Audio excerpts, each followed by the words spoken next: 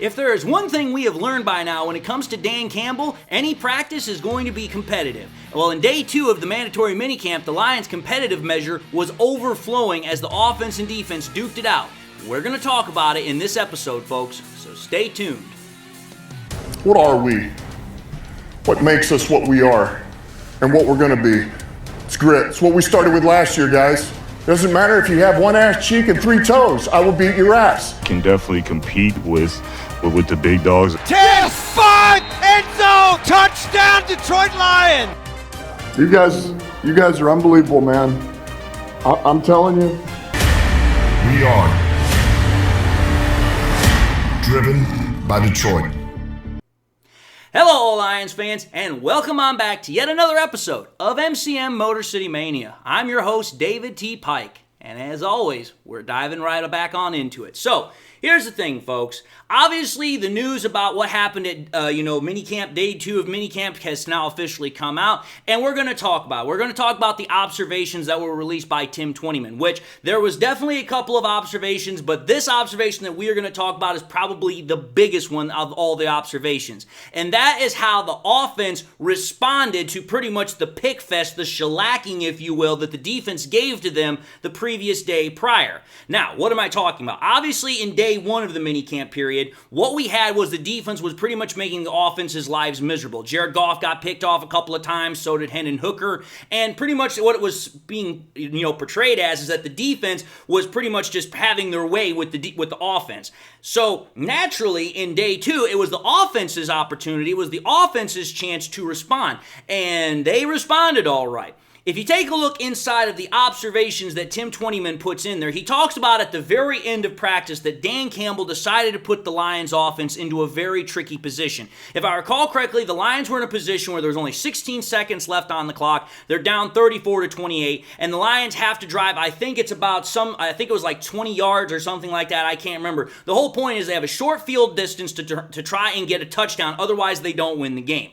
So what happens? From what we hear in the observations, Jared Goff throws it to Jameson Williams. Jameson Williams, I think he picks up a first down, picks up something to that nature. Okay, now the Lions are in a position to where they have the chance for about one more play, or maybe 2, and they have to try and get a touchdown.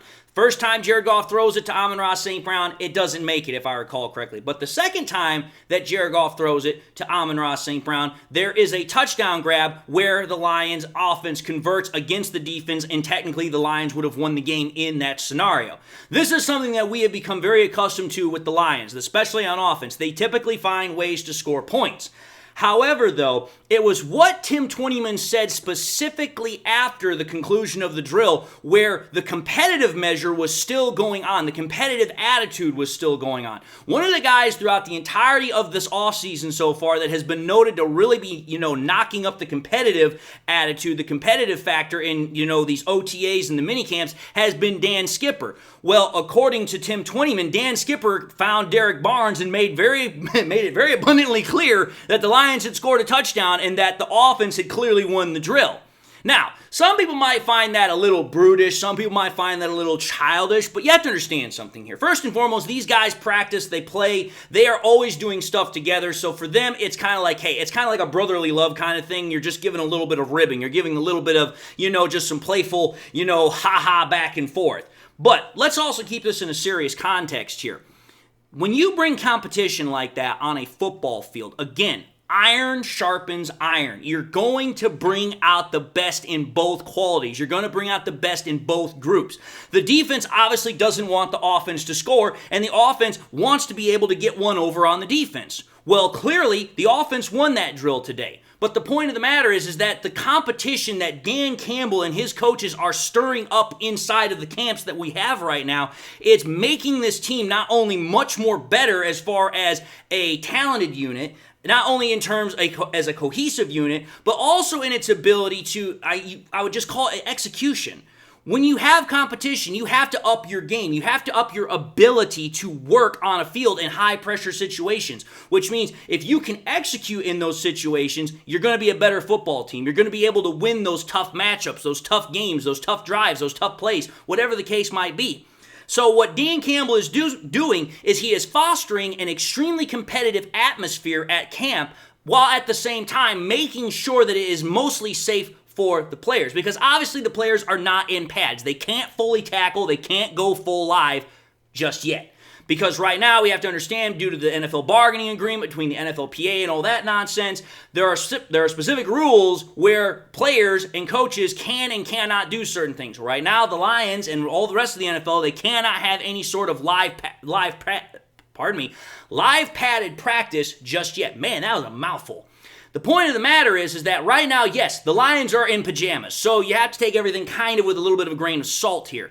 But the point of the matter is, the defense won on day one. The Lions offense said, we are going to respond, we are going to show our competitive measure, we're going to show our competitive attitude to strike back against the defense. This is what we know about Dan Campbell's teams. There is a resiliency, there is a competitive attitude, there is a grit mindset that says, listen, I am not going to quit. I am not going to let you get one over me. I am going to come back, and I am going to, as Dan Campbell said, I am going to bite a kneecap. And I'm going to bite the other kneecap off. And as Dan Campbell said, I don't care if you have one ass cheek and three toes. I will beat your ass. That is the mindset, and that is literally embodied in not only this word up here, grit, it's embodied with the mindset that Dan Campbell has at camp. Competitive, competition. Bring the competition. Bring that raw, fiery competition to camp and leave it all out on the field. Do your best every single play, because when you do that, not only do you get the best out of yourself as a player, but you're also getting the best out of your teammates. And that's exactly what the Lions are fostering at camp right now. And it's only making them better and better each and every practice,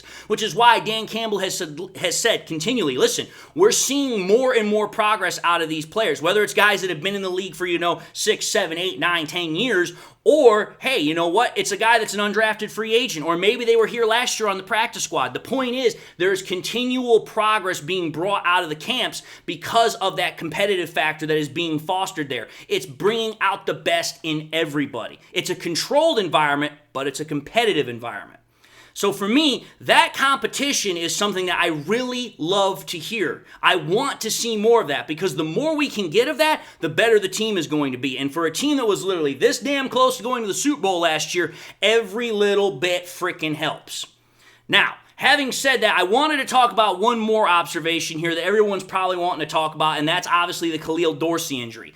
I'm going to just say this right now. I hope that, Khalil Dorsey's okay. Again, Khalil Dorsey's one of those guys where it's like, listen, he's been with the team for quite a while. He's a good guy. He's a guy that has filled in wherever the Lions need him. Obviously, don't wish any ill on him or his injury. Hopefully, it's nothing serious, but they are evaluating him for a lower leg injury. And especially considering the fact in the first day of minicamp, he had a really good showing because he got a pick six on Hendon Hooker. And then in today's practice, he also got another pick six on Hendon Hooker. It was like, listen, he was starting to really show some stuff to where he could be a contributing factor more so on defense. So hopefully for him, it's nothing serious. Hopefully for him, it's something where it's like maybe he's out a day, a week, maybe two, whatever the case is, but he's still able to participate for the rest of the offseason program. But again, that's my whole thought process when it comes to the observations that were released. All I know is this. With every day, every report, every practice, the Lions are getting better. And when they get better, that means they become a more dangerous unit to the rest of the NFL. And the more dangerous they are, the more likely they are to get to that Super Bowl, to hoist that Lombardi trophy, to get the chance to finally get the quote-unquote proverbial monkey off of our backs. So for me, whenever I hear these reports, it really excites me. It really gets me charged up. It really makes me happy because it's like, hey, we are continually moving in the right direction. We're not settling for the success we had last year. We want more, and we want more after that. We are not settling. We are continually taking steps forward. We are continually progressing forward because our goal is to be the best we possibly can be, and we are not ever going to stop trying to be the best we possibly can be. That's the mindset that Dan Campbell has instilled into these players, and they continue to practice it every single day. And for me, I love the team that we have. I love the mindset that we have. But having said that and talking about this observation from day 2 of minicamp, I'm going to end the episode here, and I just want to say to everybody, thank you all for watching in another episode of MCM Motor City Mania. If you like what you saw, by all means, I highly encourage y'all to watch the next episode. Also encourage y'all to do one of these 3 things: like, comment, and subscribe to the channel. If by chance you subscribed in the past and forgot to do so at the time, or you just subscribed and now had a chance to do so, highly encourage y'all, please to subscribe. But I also encourage y'all to make sure you hit that bell notification icon as well, so that way you guys never miss any more competition that I put that way you guys never miss any more content that I push out. Man, I'm still stuck on competition. I also encourage y'all, please, make sure you share the content with your Lions friends and family members. Share it here on YouTube, share it on Twitter, share it on Facebook. The more we share it, the greater the channel grows, the greater the channel spreads, and the greater the reach it has in bringing more people into the channel, so that way we can have better competitions about football and the Detroit Lions. And with that having been said, everybody, I hope you all enjoyed the content. I hope you all are having a great day. Hope you all have something that makes you happy and makes you smile. With that, God bless. Hope you all are doing well. And until the next time we meet, I'll see you all in the next episode.